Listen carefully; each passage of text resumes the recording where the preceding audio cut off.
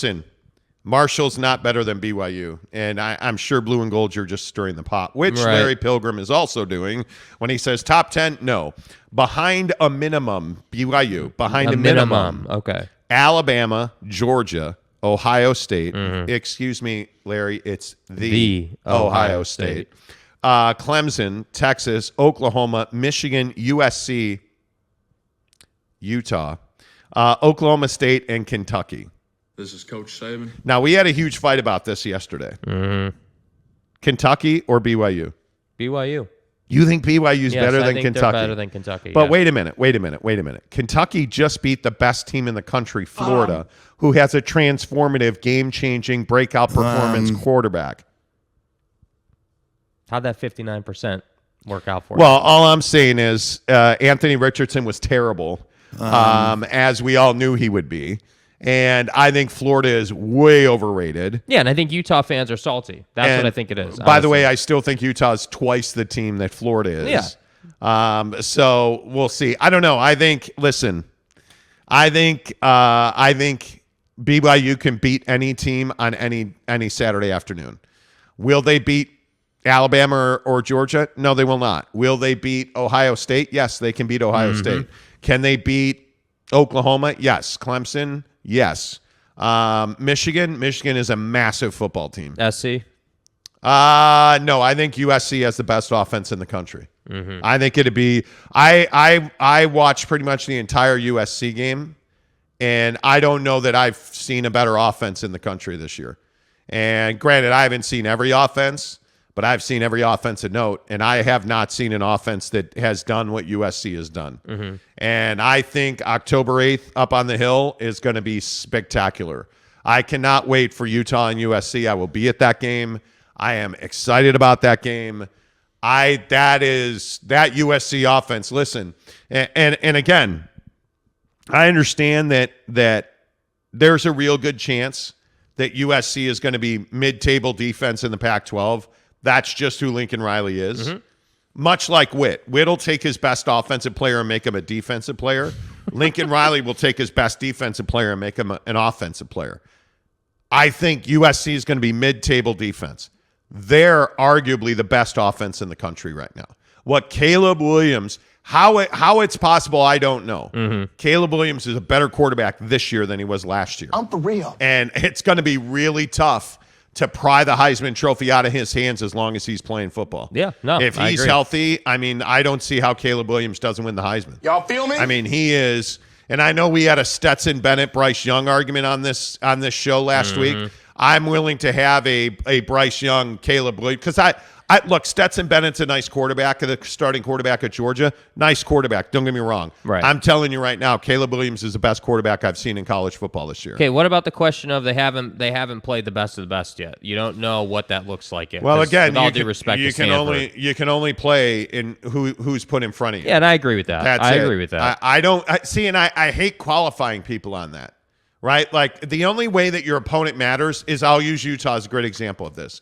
If they'd have played SUU week 1, they would have beaten, I don't have any doubt, Florida in week 2. But you didn't. You can only play who's put in front of you.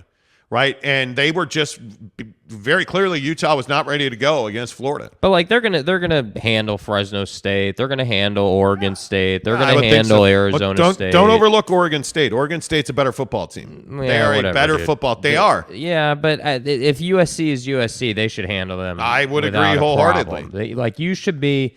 Like, your next couple of games are Fresno State, Oregon State, Arizona State, Washington State, and then you get Utah on October 15th. So, like, honestly, SC should be undefeated going to Utah, and there should be a ton to play for. Yeah. Greg Hawkins gives us a $10 tip and says, I wish BYU and Utah were playing this year. Amen to that.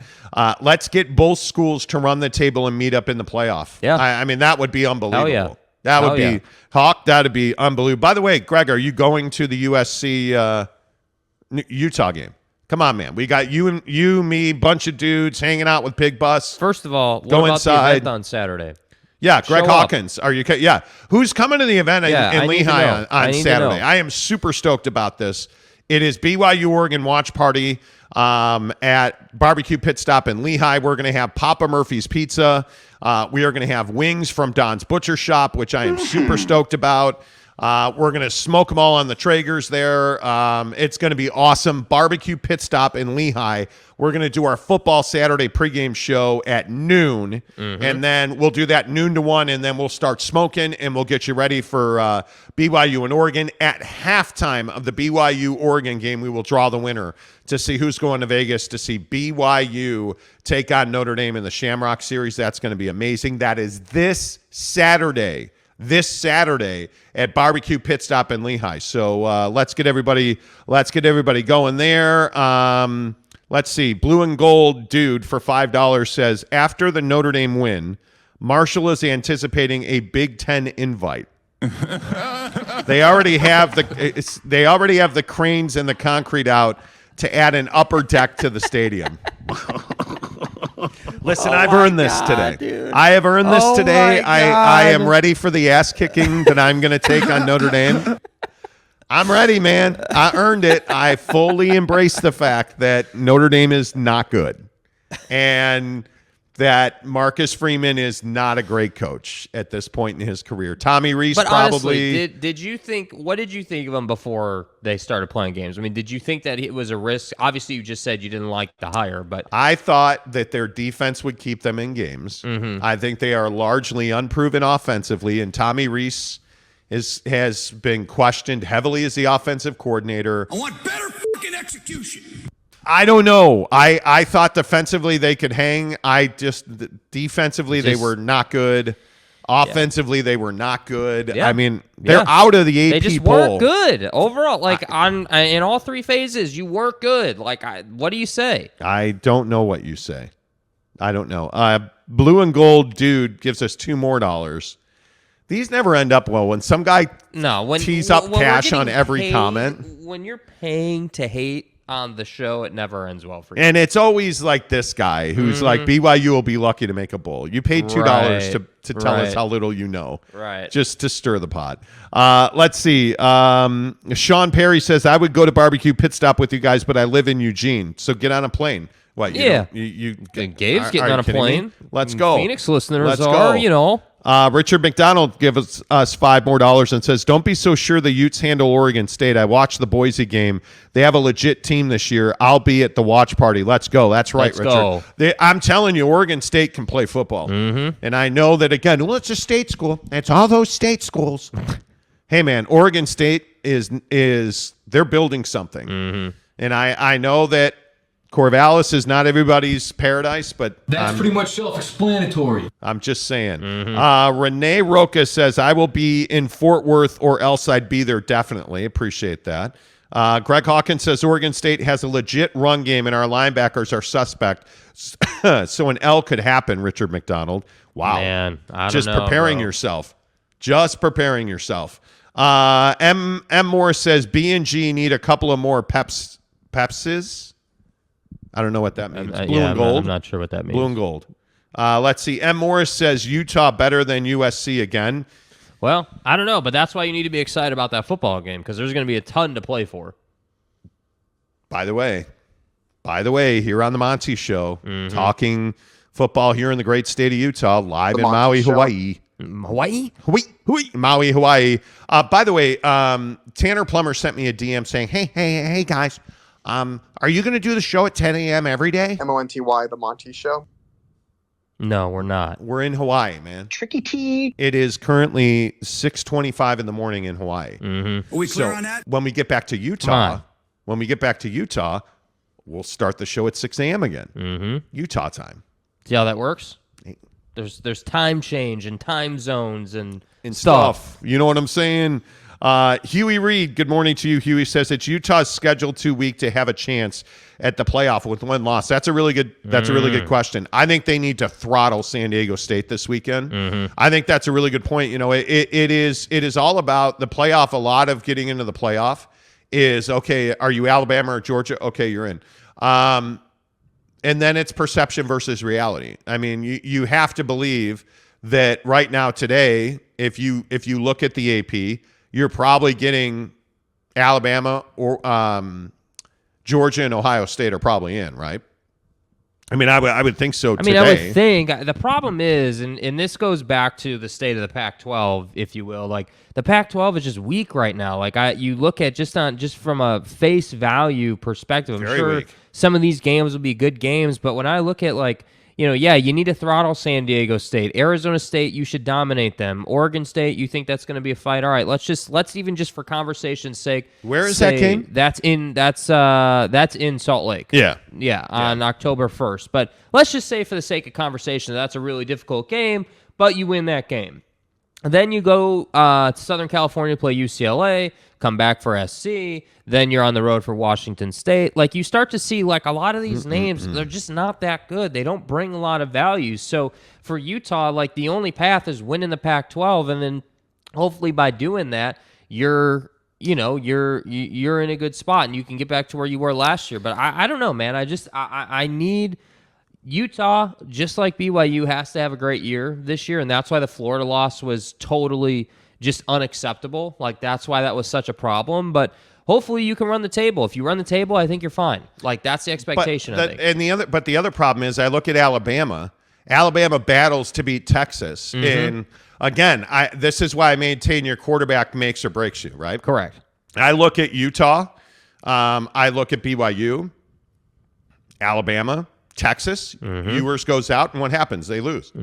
Card gets hurt. What happened? They lose. Bryce Young executes at the key moment. Does BYU win if Jaron Hall doesn't make a couple of dime pieces to Roberts, and if he doesn't have that? Look at the throwback that Jaron caught and ran in. Your quarterback has to win you games, and I look at whether it's in the NFL with Dak Prescott or we can go any number of ways with this. Caleb Williams is the reason that USC is USC right now, right? So I go down the list. I look at Alabama beating Texas 20-19. That was a huge 1 point they scored, right? Because now they go UL Monroe. They're going to pound them. They'll be number 2 in the country still. Vanderbilt they should beat, and then they play Arkansas on October 1st. Going into that Arkansas game with Monroe and Vanderbilt, you would think that Alabama is going to be healthy. They're going to win that game. Right? Yeah. So they have these built-in advantages all because they beat Texas now. Georgia's schedule is no easier. I mean, if anybody looks at Georgia, and this is the argument, and I understand that people hate it, but this is the argument about teams like Georgia and Alabama. They play these SEC schedules, and it makes it very difficult to bump them out of the top spots when they're winning. Come on, man. So I just don't know how on earth, if you are Utah and you've lost, and it's a frustrating loss to a really mediocre Florida team. Yeah. I think there's some validity in the question of can they overcome? And the answer is I don't know. To your point with a weak Pac-12, I don't know that they can overcome. Yeah, totally agree. I really don't. Joshua Clayson, good morning too. He gives us $10. Thank you, Josh. Appreciate that. My voice is still recovering from the BYU game. Huge BYU fan, but I agree Utah was better than Florida, but beat themselves. Witt will have Utah ready for SC. Not sure who wins, but it will be a game. I completely agree with that. And that's what was so frustrating when we're getting commentary and opinions about Anthony Richardson and his skill set and who he is as a quarterback, and you're looking at this Utah game and you're like, man, like I look at the Utah game and I say, yeah, sure, Cam threw that pick late, but how many missed tackles? How much lack of execution did Utah have? And I think frankly, the problem is now you just pounded Southern Utah or whatever, and it just doesn't mean anything. Utah might as well have been on a bye week, with all due respect. Like you just didn't play anybody. You got to play more games now, and that's the tough part. If you're a Utah fan, it's not good enough just to win now for Utah. You got to play good talent and win. That's the problem. The Monty Show live in Maui, Hawaii until Wednesday, and as usual, we're presented by the Advocates, Utah Injury Attorneys. The Advocates are your advocate. When you get in an accident, when you're hurt, call the Advocates, go to their website. You know the nice thing about the Advocates, they can be as invasive in your consultation as you want them to be, right? First of all, it's not going to cost you any money. The consultations at the Advocates are free. It costs you nothing out of pocket to go and fight for your rights, because that's what the Advocates do for you. When you've been in a car accident, when you've been in any kind of accident and you're injured, The advocates know it's a really difficult time for you, so they're going to do things like defer your medical bills. They're going to give you a free consultation. They're going to chat with you on their website. So if you're not somebody that likes getting on the phone right away, go to UtahAdvocates.com. There's a chat feature on their website where you can talk to the advocates about your situation and then make a decision if you want to move forward. It's not invasive. It is, in my opinion, it is the easiest injury attorney to deal with ever. They want to help you. They want to fight for you so that you can get back to the best version of yourself. That's why you trust the advocates. I've known Matt Driggs for over a decade. I've partnered with the advocates for a very long time. And you know on this show that we do not just throw up any advertiser. We're not talking about, male fertility or we partner with people like the advocates because they're local business owners. The advocates are right here in Salt Lake City. Trust me when I say they are here to fight for you at UtahAdvocates.com. The biggest stories in sports this morning, it's Victory Monday on the Monty Show because we get a resounding bounce-back victory. Thank you, SUU. We appreciate the football contest. Utah pounds SUU and looks good doing it. And now one of the most important games of the year is upon us. It is Utah and San Diego State. And the crazy part about this game, and I had to double and triple check it. How about Utah, a 21-point favorite at home? What are you talking about, man? Saturday night at 8 on ESPN2, a 21-point favorite. Wow. Utah. Yeah. At home. Yeah, I mean, I think that Rice Eccles is one of the best home field advantages in college football, and I think that when you look at when you look at Utah, I just think there's a good amount of respect, a healthy amount of respect from the boys in Vegas about what Utah can do. And I think that the problem is Florida losing to Kentucky just puts into like the clearest perspective that Utah should have beat Florida. And I know that we don't do that a lot in sports, like where everyone agrees that, hey, yeah, Utah should have won that game. But this is one of those rare moments. And I really just feel like, Cam Rising and that offense are going to have a point to prove because you're right. Like, Vele didn't have a great game, right? Yeah. Like, we got comments about the linebacking core. Diabate did not have a great game. How many missed tackles, bro? Like, both sides of the football Van need Filliger. work. Yeah, Van Filliger. Like, both sides of the football need work. And I think that San Diego State is that perfect opponent for Utah where they're good enough where they garner respect, but they're also a team that you would expect to beat. And that gives you the opportunity to go out and dominate a team and get back on track. Does Utah cover the 21? No. That is a huge number. Even in Rice Eccles, that's a huge number. And this whole thing about what did Alabama was 20 points favored against Utah Excuse me, State. it's Alabama. Roll Tide, right? And I didn't think they'd cover that. I just feel like 20 is a huge number. I struggle to think that Utah is going to cover 20. But hey, I mean, if they cover 20, like that's great. But how about my guy? Who might that be? Bryce Young. We had that huge argument if you missed the show last week. Well, Stetson Bennett. Yes. Oh, what a sex machine that guy is.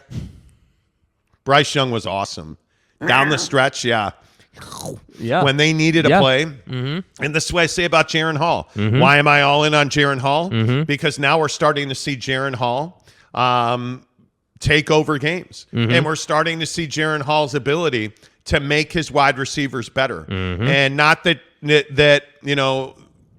you couldn't win without Puka Nacua, without our guy Gunnar Romney. Yeah, but I mean, it's not disrespectful to say that people were nervous because those two guys were hurt. I frankly, I was nervous. I thought that there was a very realistic chance that you lost this game without those two guys. And I think when you look at, any of the contributions, right, from the young guys, you look at Hill with the catch up the sideline. You look at some of these other guys. Chase Roberts. Like Chase, he had a big game. Yeah, he had a big game, but he's not the only guy. But it wasn't the touchdown. Right. It wasn't the touchdown. It was the throw and the catch to put you in a great position. And I look at, again, the guy that I shouted out before the game was Cody Epps. I thought Cody Epps had two really important catches in that game. I thought the fact that, again, you weren't able to generate a lot of offense on the ground through BYU, but you still had Pini Katoa making big physical runs. Now, he averaged, 3 yards a carry, but you have Pini Katoa making big physical runs, and you have Christopher Brooks, just banging away for every ounce that you could get. And the best part? The best play to me that symbolized how different this BYU offense is the throwback to Jaron Hall. He had 3 offensive linemen out there running ahead of him, right? Like, so you have effort, you have energy, you have guys that are in shape and capable of doing that. This is not Grandpa's BYU team, right? This is not, like, I'm telling you, this team is built to win. And the thing that excites me so much is that now you're going to go to Eugene. This is one of the best home field advantages in all of college football. And I think the Ducks know we're back in the top 25. We have something to prove. And now BYU's not, not just some overlooked, it's BYU, it's the damn Mormons, no.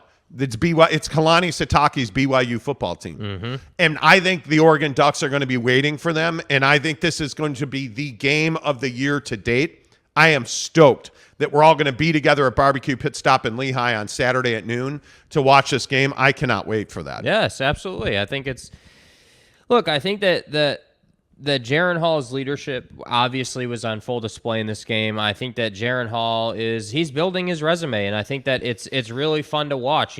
This going into this year, like, the decision making was one of my biggest things to watch for with Jaron Hall. And while he did run a couple of times in this game, I felt like they were justified. They were positions where your quarterback has to go and make a play. And so I was fine with those, and that throwback where he's got to jump into the end zone, takes the hit. I was fine with that because I think it's a good situation. You had momentum. By the way, anyone see Harris LaChance on that play? Absolutely steamrolling people in the background.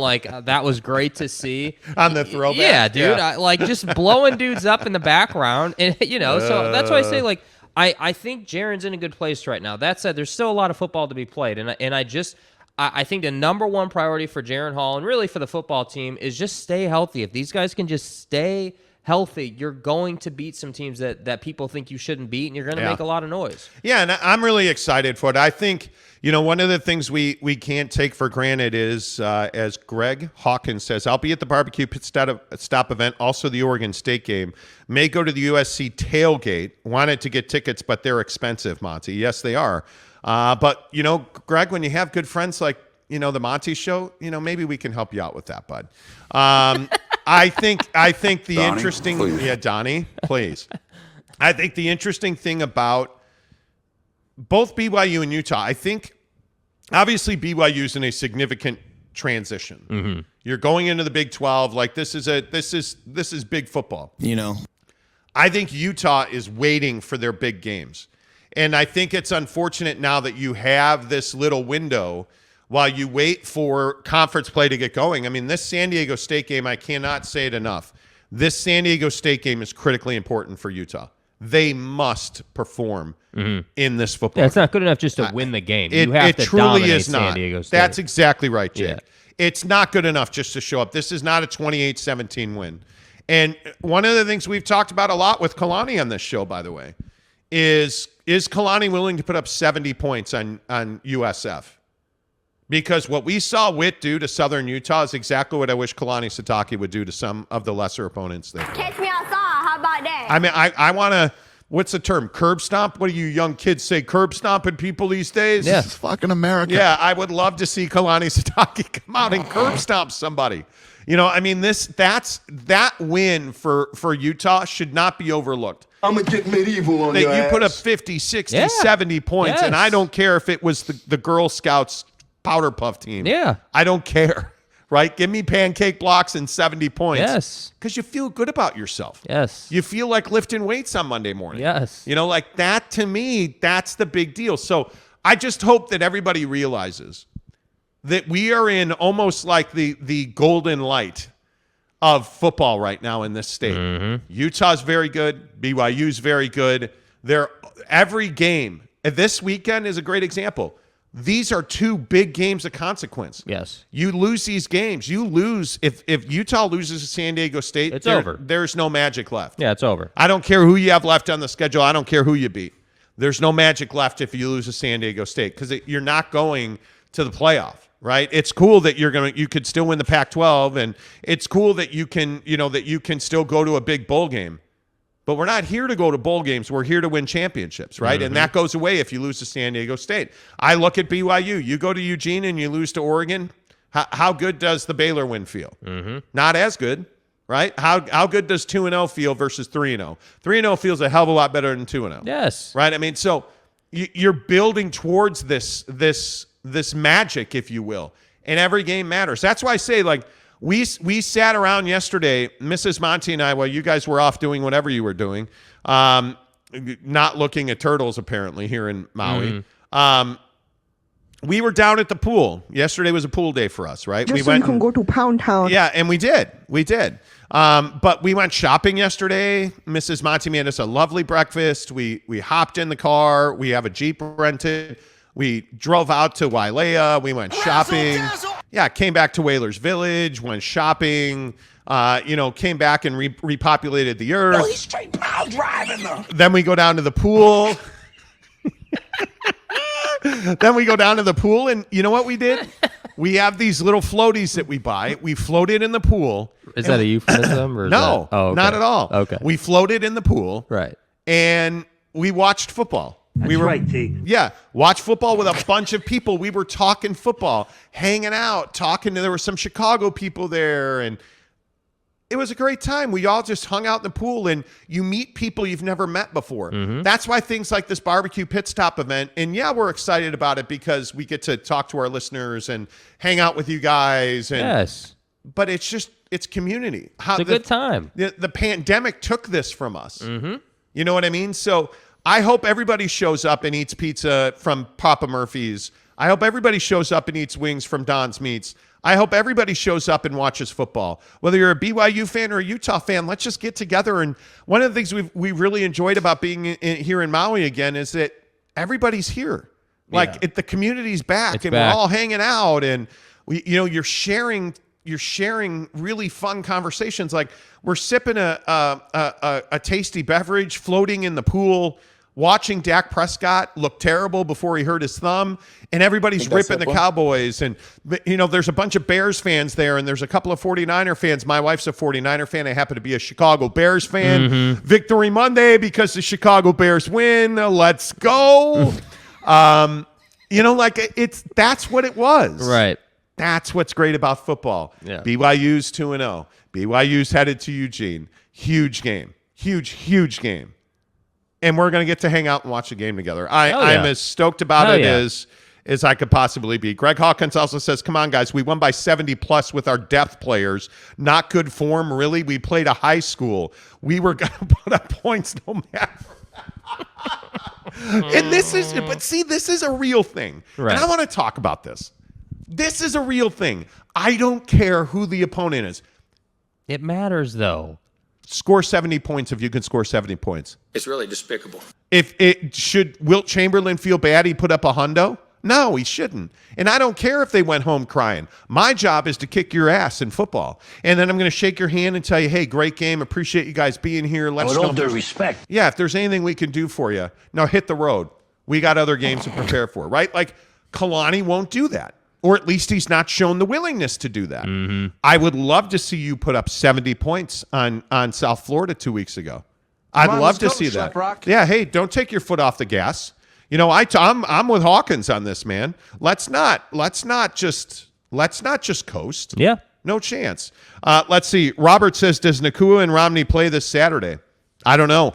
Gunner allegedly is close to coming back. Allegedly. I don't know what this, and I'm not the guy that speculates on injuries. Yeah. I think it's very dangerous to do, but man, when you've been out this long and you're the competitor that Gunnar Romney is, it's something serious. So let's hope so. M. Morris says, 70 points wasn't good form. Yes, it was good form. Absolutely. Gabe Rasmussen says Puka should. Yeah. Let's hope. Blue and gold. Come on, dude. Now I gotta mute you.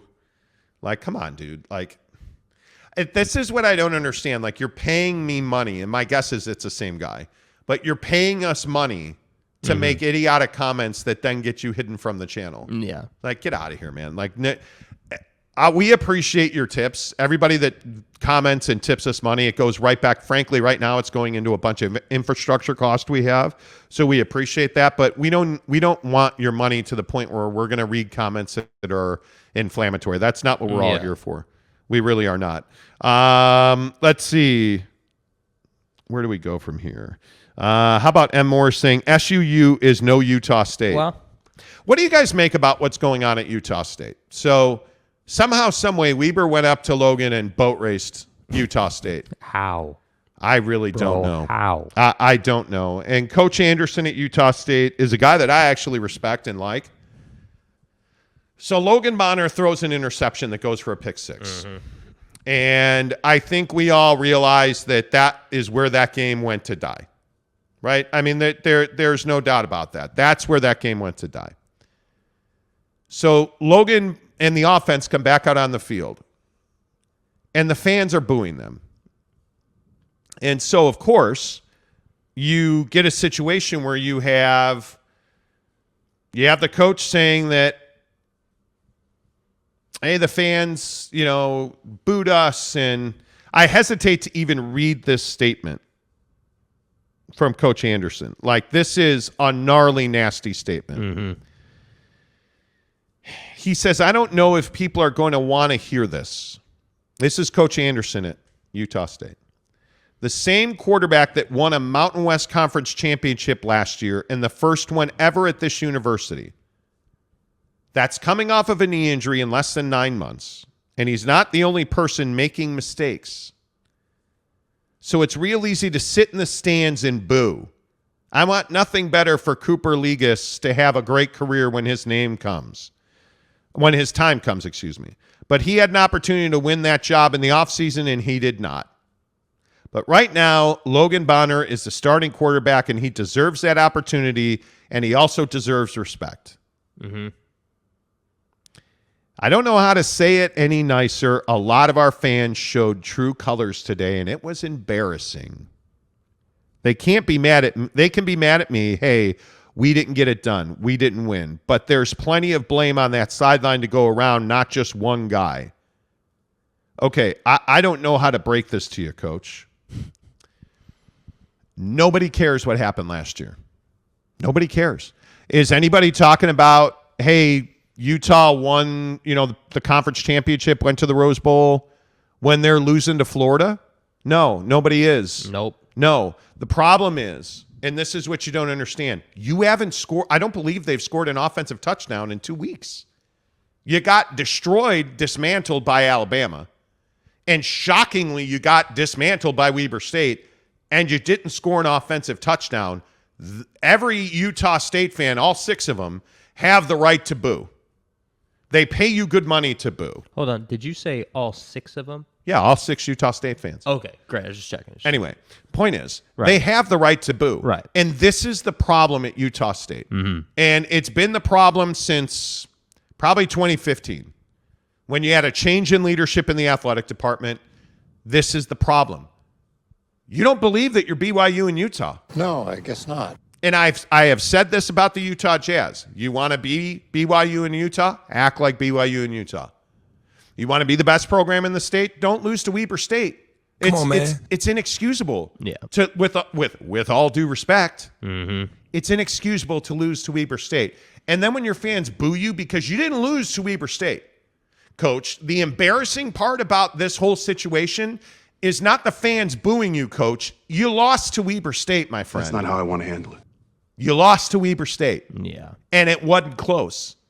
And Logan Bonner deserved to be benched in that game. And you don't have the balls to do it. So your fans booed you. And you know why they booed you? Because you're mediocre. And you know why you're mediocre? Because you don't have the balls to bench your quarterback. Mm-hmm. Because he's coming off a knee surgery. I don't care if he's coming off of like brain surgery. He's not good enough right now. He's not good enough. It is what it is. Right. You're not in this game. You don't play football to be a nice guy. You play football to win games. Right. Or maybe at Utah State just to exist. Mm-hmm. I don't know. But my problem has always been with Utah State. And I used to have Coach Wells on our show at K-Fan every week, and he was a jerk about it. And, hey, you know what, Matt? Congratulations on not doing anything since. You're Utah State because you have an inferiority complex. And until you stop having an inferiority complex, this is who you're going to be. And with all due respect, Nobody loses to Alabama 55-0. Nobody of respect. You fall off of the bed and you score 21 points in college football. Hey, by the way, you haven't scored 21 points in 2 weeks combined. Come on. Stop getting on the fans and start getting on yourself. I'm going to say That's the problem. Like I don't know. I think that's spot on, honestly. I just don't know how you justify ripping the fans. Yeah. You know, like I just don't know. It's amazing to me. All right, let's get some of your comments in here. Richard McDonald says 6 fans and 15 cows. Mm-hmm. Okay, let's go. You're not Stop wrong. disrespecting me, bro. There are Utah State fans. I have a lot of respect for Utah State. You know, I do. It's a tough hill to climb in this state. Dallin Levitt be damned. And if you know on Dallin Levitt. Anyway, let's see. All right. John Dry says, I had West Coast barbecue. It tastes like dirt with flies on it. Yeah, not all barbecue is equal. Okay. Renee Roca says, Coach Wells is a dope. Should have never left. John Dry says, yes, sir, Coach Wells sucks. Okay. Glad we all agree on something. Jake Nielsen. Jake, are you the Jake Nielsen? What's up, dude? This is why we love Monty. Thank you for helping USU realize their inferiority complex. They won't listen. It's the truth, though. Unfortunately. Gabe Rasmussen says, I was excited for BYU USU game this year. Now, not so much. Well, we'll see. And if you're a BYU fan, you know what I'm going to say. That's the game that BYU will lose. Right? Like, of course. Tell me I'm wrong. And whose ankle's getting broken in that game? Because Taysom ain't playing anymore. So somebody has to step up on the broken ankle. Jaron, please. Maybe you play Jacob Conover that game, right? Maybe you play Jacob Conover that game. Let's go. Sean Holiday says Spencer Sanders finally get to live up to his full potential. Perhaps. All right. Every hour, 10 to the hour right here on the Monty Show. It is Football at 50, presented by Papa Murphy's Pizza. Use promo code Monty25, M-O-N-T-Y, Monty25 for 25% off your purchase at $25 or more. Don't forget, Barbecue Pit Stop this Saturday in Lehigh. We're going to have Papa Murphy's Pizzas on the smoker, and I'm telling you, we're going to have some red sauce ones and some barbecue sauce ones. Teddy Wayman messaged me over the weekend, and he DM'd me on Instagram asking me what our special pizza recipe is, and I told him. It's amazing. If you're not a Papa Murphy's person, you should be now, because their pizza it's just better. Yep. I'm telling you, it is better. It's faster, more efficient, better pizza at Papa Murphy's. By the way, take home some of the chocolate chip cookie dough. You can also put that right on the smoker. Smoked chocolate chip cookies. Bomb. Are the best. They also have s'mores, or again, I saw somebody on Twitter talking about how it's some s'mores. No, it's not. No, it's not some oars. It's not like you have boat oars. Hey, look, I've got some oars. No, idiot, it's s'mores. Okay, next question. I feel better. Make sure you check them out online. Papa Murphy's. Download the Papa Murphy's app. Let's talk about the National Football League. Obviously, the biggest story in the National Football League yesterday. The Bears beating the 49ers. Would just like to point out, remember we had a conversation. What? Am I wrong? Ditka doesn't win that game. Yeah. Eberflus, your mom, wins that game. Yeah. What's going on with the 49ers and their quarterbacks? I have not the slightest idea. Trey Lance, the Bears defense after the game was talking about how they beat the 49ers because they forced Trey Lance to throw the football, and he did not throw it well. He is very Anthony Richardson. He runs it effectively, but he cannot deliver the pass, and it is shocking. The other thing that it is shocking is how bad the rain was at Soldier Field yesterday. My guess is if it is dry, the 49ers probably win that game, but it wasn't, so they didn't. The Bears are 1-0, which I love. Yeah, it is. Justin Fields isn't that guy, by the way. He's not that guy. I'm telling you now. And as you know, there's no bigger Bears fan than me. Right. In actual physical size, I don't think there's anybody that's. Hey guys, I lift. I got a workout in yesterday. Anyway, the point is, the Bears win, the 49ers lose. Clearly, the biggest story in the NFL is injuries. I don't know, bigger injury, Dak Prescott or T.J. Watt. Think that's HIPAA? Dak Prescott all day. You think so? Oh, yeah. Because your season's over. It's over. TJ Watt, You're the done. reigning defensive player of the year, fine defensive end for the Pittsburgh Steelers, has a torn titty muscle. Otherwise known Sorry, as, I thought you said a torn titty muscle. otherwise known as a pectoral. Yes, he tore his pectoral. He is out indefinitely. He's going to have an MRI today. But if he tore his pectoral, there's a chance he's done for the year, Listen to me, bro. Defensive ends can be replaced. Quarterbacks can't. Not well, quickly. And I think I would disagree with that. And obviously, the expectation in Dallas is a little different. They're trying to think Super Bowl. I mean, they're trying to think about it. They can't actually do it. I'll go back, and I know that people hate when I do this, but I told you when they signed both Dak and Zeke to those massive contracts. Yes. Ezekiel Elliott's stealing money right now. Part of the problem is they're not giving him the football. Pollard's getting the majority of the carries for Dallas. But you actually have a Dallas defense that hit a home run with Micah Parsons. That defense is actually solid. Mm-hmm. The issue now is that you can't score points. And I understand that Tampa's got arguably the best defense in the NFL right now, especially if Watt's hurt. I mean, they have the best pass rush, Shaq Barrett, who, by the way, was the guy that hit Dak's hand when he injured the thumb. My personal opinion is Dallas has the defense now. I just don't think you have the offensive weapons. Dak has not proven to be a Super Bowl caliber quarterback. I think Zeke's best days are behind him. Mm-hmm. I think Jerry Jones is probably dead already, and we just don't know it. But my point is, let's go. Yeah, as long as he's the owner, I just don't think they're going to win. And maybe this is Al Davis in Oakland, now Las Vegas. I don't know. But they need a quarterback. And maybe they should have gone with the San Diego Chargers, who now play in Los Angeles at the Rams Stadium, Rams House. Yeah. Hashtag Rams House. Right. Because my guy. Bro, how many guys do you have? Woo! Justin Herbert looking good. Wow. Throwing the football. Wow. How about my guy, Hey Bear? Wow. Justin Hey Bear. No? Wow.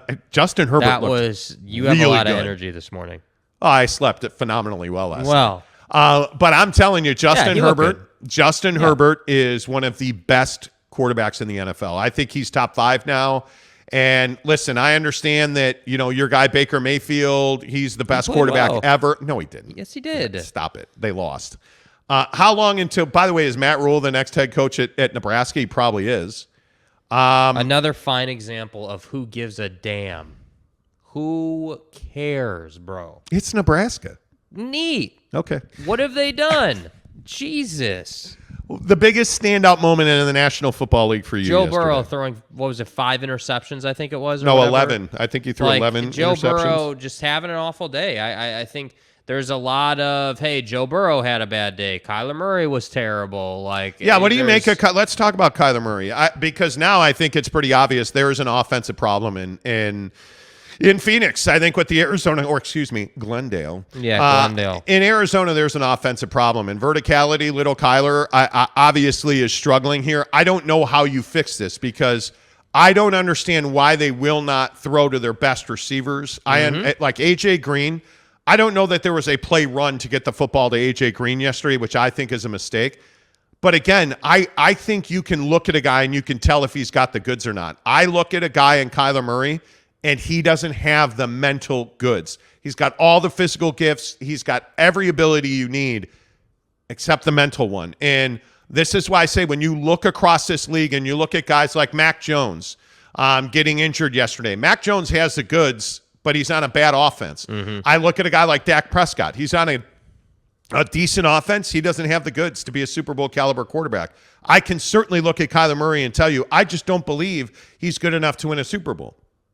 Yeah, I think Arizona has been an organization that has been up and down for years at this point. I think we all knew the Kyler Murray contract was a mistake. I think we all knew that when you brought in Cliff Kingsbury and frankly when you brought in Kyler Murray the way you did and moving on from Josh Rosen as fast as you did, we all knew that that's a mistake because frankly the formula is pretty well laid out in the NFL on how to win football games and how to go about building an organization, and I just think that Arizona hasn't done that. I think you invested in someone that isn't the guy, and that's the problem. That's what That's what all the issues and the rumor mill and all the concerns were with Tua in Miami. Hey, can this guy even get the job done? That's where I always go back to, hey, you either have a guy or you don't. And Arizona does not. Miami does not right now, but clearly the San Diego Chargers, who now play in LA and someone else's building, do. Like Cincinnati, you do have a guy. Like there are certain teams that have him, and those are the successful teams. Football at 50 presented by Papa Murphy's Pizza.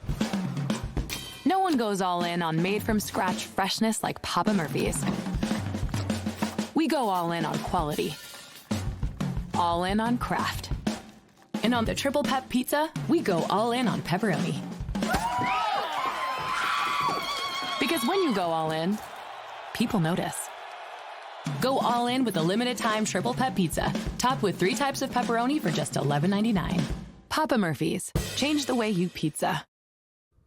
Yep, the Monty Show. Love me, love me some Papa Murphy's Pizza. Yes. The Monty Show, presented by the Advocates, UtahAdvocates.com. Injury attorneys, the best in the business. If you've been injured, if you need an attorney, if you're wondering, hey, should I get an attorney? Yeah, you should get an attorney. Go to UtahAdvocates.com. Make sure you tell them you heard about it on the Monty Show. It is Victory Monday on the show this morning as we get wins for BYU and Utah and the Chicago Bears. Yeah. Thank you very much.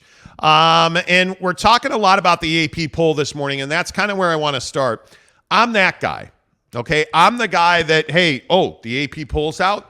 Let me go ahead and take a look. Let's see who made the biggest idiot of himself this week. Well, and I think this is now a significant story and something that you have to look at every week, because when I look at these voters, and I'm pulling up one guy in particular, and Andy Greeter in Minneapolis is a guy that I have tweeted at probably 5 times.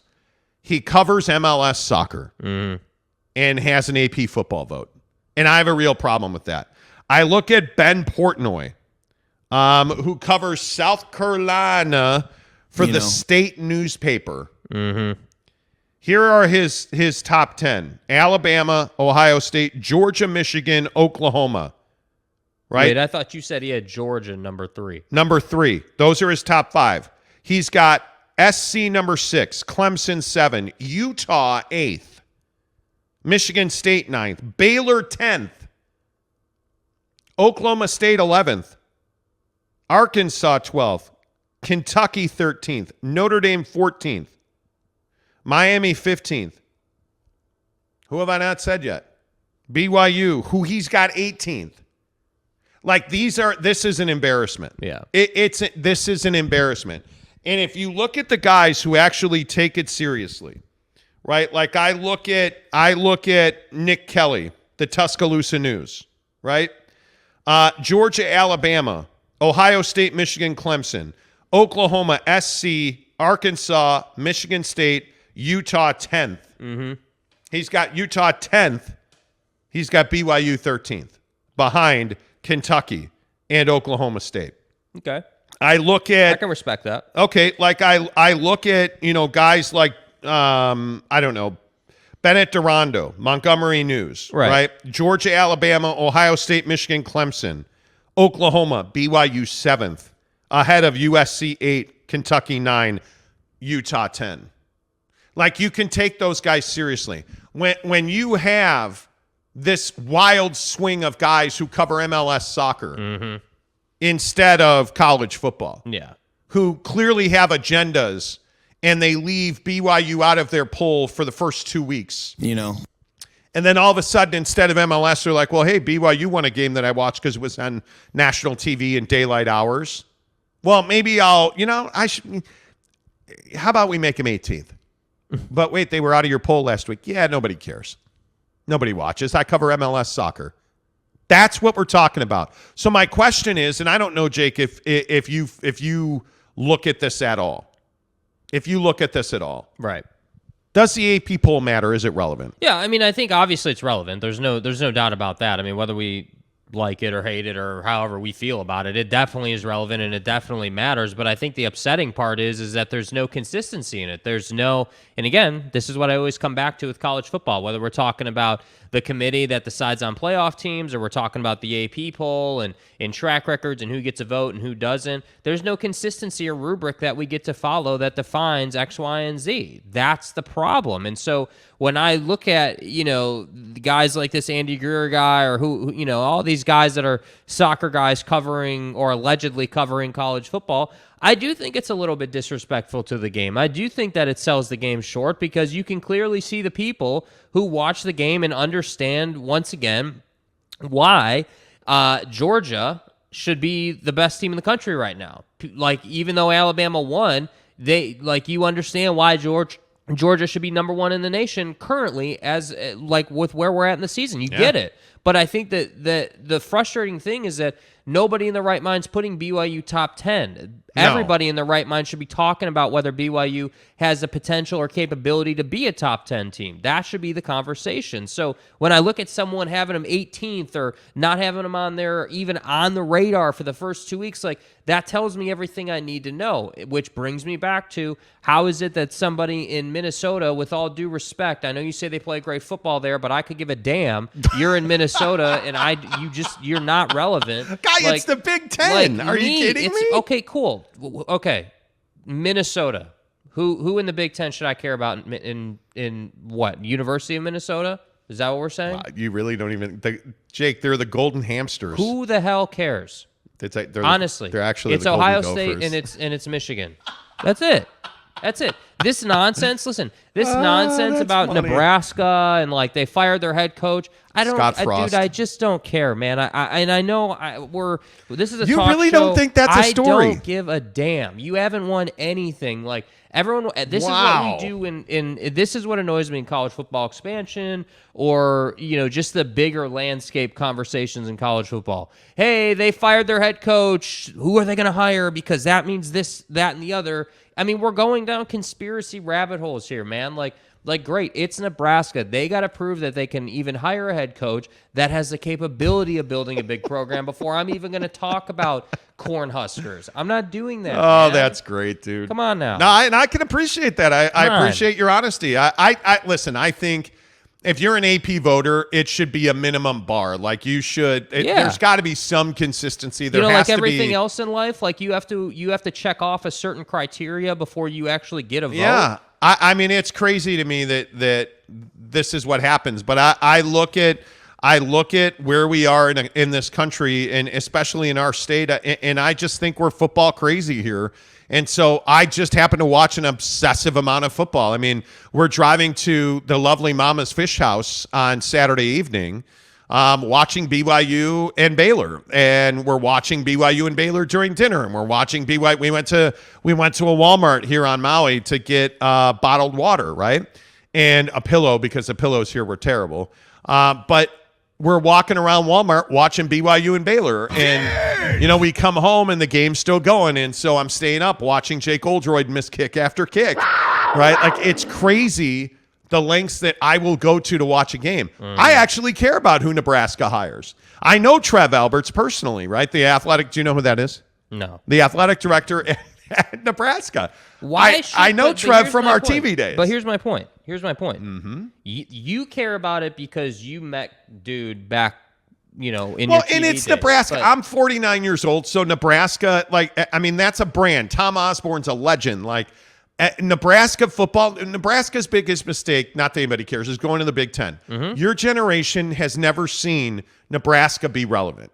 You're 29 years old. You have no idea that Nebraska football was actually good. But even if they were, which they were, why does that matter now? Why do we pay time and attention to programs that just aren't, I love, this is what I love. Okay, it's BYU. They weren't even on the radar. Some school named Nebraska, who hasn't won anything or done anything in how long, fires their head coach And now they're not leading the news cycle, but they're one of the bigger stories in college football. That's what amazes me. Yeah, and if they take Leopold from Kansas, it's incredible. But that's my point. I just think that perception's reality. Anyway, I just wanted to throw in that bit about the AP poll because it does frustrate me quite a bit that I think it's ridiculous that BYU should have been 12 is probably where they belong. Let's be real honest about that. Yeah. I don't think they belong in the top 10. I just don't think they've accomplished enough yet. I mean, is their win over Baylor as good as Alabama's win at Texas? Probably not. But I think when you look at the top 10 teams in this country, BYU's not better than USC. I mean, again, I've watched a lot of USC football this year. That's the best offense I've seen the entire season. I think Caleb Williams is the best quarterback in the country right now after what I saw this past weekend. I mean, it's just so impressive. Mm-hmm. BYU being 12th in the country is about where they belong. Now, we're going to have this conversation a week from now based on their win in Eugene because I do think they're going to go up to Eugene and I think they're going to win. And I think then you're talking about a top 10 BYU team. But right now, I think 12 is about where they belong. Frankly, I'm a little surprised that Utah fell a spot to 14 from 13. But those are the breaks. That's why you got to score 70 points. You would think a 70-point performance keeps you from falling, but it didn't, right? So I think it'll be very interesting to see what happens. What do you, early initial feelings about BYU and Oregon? I think I think that BYU has a great shot to win the game. What I'm going to be looking for is whether Bo Nix is actually going to show up or not, like whether the guy is actually going to come out and be a difference maker for his football team. That's what I think you have to look at. I mean, again, pulling up the box score for Max Tooley, like if dude's going to have 13 total tackles and 7 on his own, you're going to be in for a long day if you're Oregon. So that's why I say, you have to be able to run the football against BYU if you want to beat them, and I don't know. I'm not real confident that Oregon can do that. Yep. By the way, NY Jazz fan says exactly, Jake. Nebraska hasn't been good in ... Well, since I was in high school or junior high. So it's been, what, 10 a year? years? Do you mean a year then, NY Jazz fan? Because you're just out of 8th grade, aren't you? I kid. Amax says Nebraska took a big paycheck, but that doesn't lead to winning. They're an odd fit in the Big Ten. Yeah. They're an odd fit in the Big, and I know they would love to get back to the Big 12, but you're not going to take that kind of financial concession. But this is the brilliance of USC. Like, this same logic applies to USC. Why should we care about USC? Because they haven't won in a long time, but now they're winning. So there's a reason. Like, now you have to pay them respect because they're showing you what they're capable of. They went out and got that big head coach who brought in his boy and brought in his quarterback and all that talent. So that's what I'm saying. Like, with Nebraska, I just think that to your point, we're so desperate for football content. It's almost obnoxious sometimes. Like, the idea that we're on vacation in Hawaii and we're having to pull up football games on our phone because of timing and the time difference and the way it works out. It's like, if you just think about that whole concept, it's kind of crazy what Americans are willing to go to, the lengths we're willing to go to watch the game. Yeah. And it's really, to me, it's both impressive and it's also like, damn, man, like, this is crazy, because, like, if you said to someone, hey, you're going on this vacation to Hawaii, but you're going to spend a lot of your time watching football while you're in Hawaii, even though you're in this great place, like, I think some people would say, well, what are you, crazy? Right? And that's what I think is so fascinating about the discussion, like how much of our life during the football season, and when I say our, I mean the proverbial, like our, as football fans, how much of our life revolves around the game, whether it's events or the way we watch it or any of that. I think that's really fascinating. Yep, the Monty Show, talking about college football, just kind of in general, and this Nebraska thing is interesting. Mm-hmm. The generations of it, I think, are so interesting, the way that that we, as different generations and as people who, we watch a lot of college football together. Yeah. And you're like, yeah, Nebraska sucks. I don't care. Yeah. That's fascinating to me. Yeah. Did we care when Tanner Mangum beat them? I think we probably did. Yes. Right? Yes. Yeah, then we cared. But because that was a different time, though, right? That was several years ago. And that's why I say, like, I think 5 years ago Nebraska mattered more than it does now, absolutely. But again, when you fire your head coach, it's an opportunity, and that's why I say, like, when we're talking about the Arizona Cardinals during football 50, like there's this whole conversation about, hey, like they brought in and made some decisions and did some things that they thought were going to work out that didn't really work out, and so that's why I say when I look around the college football landscape. And I see a program like Nebraska, who frankly hasn't been relevant in any of my time in college football fandom. I just am not going to be like, yeah, this is a huge deal. Like, you need to show me a little bit more. Yeah, I agree. Hey, this hour of the show presented by Tri-Day Trading. Our good friends, tridaytrading.com/Monty is where you go. And we've talked a lot about this. We've had a ton of questions about what Tri-Day Trading does. It's pretty simple. Tri-Day Trading is one of the best side hustles ever. And the way that Tri-Day Trading works is, if you're a stock market guy or you've thought about day trading, Tri-Day Trading is going to teach you how to be an elite day trader. And the best part of it is it costs you nothing to find out if it's a good fit for you. Go to tridaytrading.com. You see the website on your screen there, tridaytrading.com/Monty. And register for their free webinar. That's really all you have to do. It doesn't cost you anything. Watch the webinar and, hey, let's see if it's a fit for you.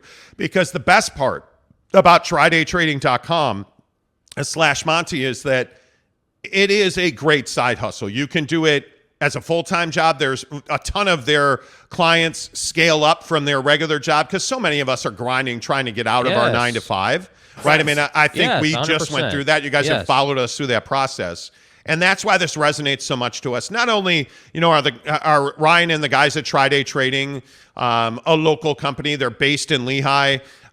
You go to their offices. I mean, you can meet, talk to them. They're not some fly-by-night company. They're legitimately training you on how to become a day trader. And the best part is you go through their program. After you watch the webinar, you'll go through their program. And at the end of it, two things happen. You get elite coaching, really high-level, good coaching on how to be a great day trader after you go through their program. And at the end of the program, you trade their money. You don't start day trading after their program with your own money. You start day trading their money. And if you make money, they split the profit with you. So there's no risk to you even after you've gone through training and you're ready to start trading. You trade with tridaytrading.com's money. It's a phenomenal program because they're building you up to succeed. So get to tridaytrading.com/Monty, tridaytrading.com/Monty. Let them know you heard about us on the show. Obviously, it helps us.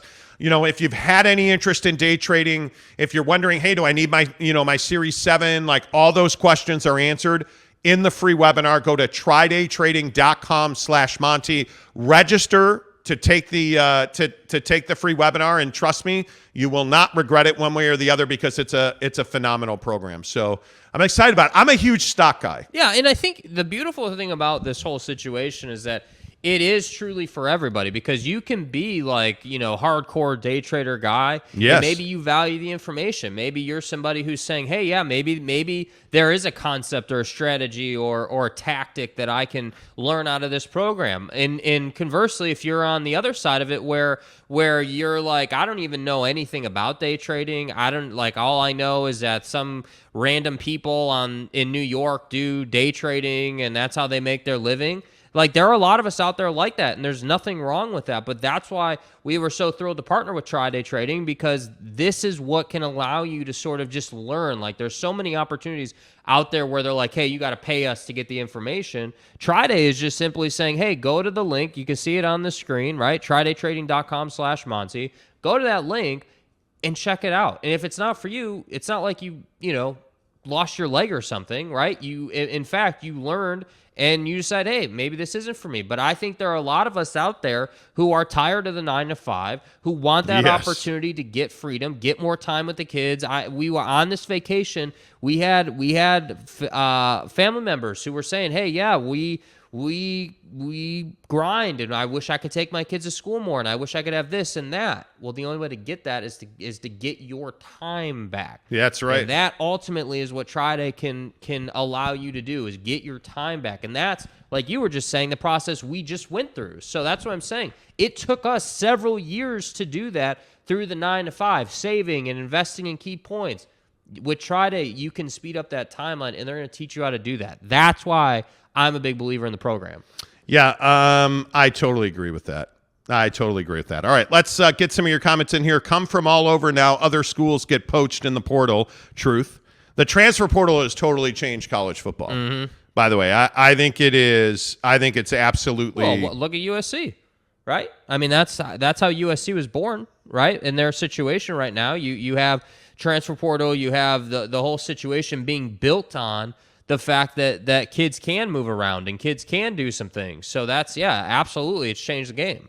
Yeah, I think one of the things that is interesting about the transfer portal and all of the, I don't know what's the right, the way that the game has changed in college football. Guys like Nick Saban, guys like Lincoln Riley. Lincoln Riley's entire football team at USC is built on the transfer portal. This is Coach Saban. And that's the only way that you can take a program like Notre Dame. I guarantee you Notre Dame's going to be out scouring the transfer portal. Yeah. Because they've got to find a way to inject talent into the program, because it's so rare anymore that you can just simply recruit and develop people. Yeah. You need that transfer business to come in and help you bolster key positions like Caleb Williams at quarterback at USC. I think is absolutely a critical transfer there. So it'll be interesting to see that.